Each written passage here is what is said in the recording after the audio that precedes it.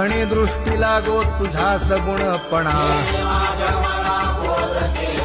अनंत जन्मीचे विसरलो दुःख योगियांच्या ध्यानी ध्याताना तुळसी नामा म्हणे जीवे करीन लिंबलोण अनंत जन्मीचे विसरलो दुःख पाहता श्रीमुख सुखावले सुख जिभे गोड 3 अक्षरांचा रस श्रवणाची वाढ चोखाळली शुद्ध महामळे मन होते जे गाजले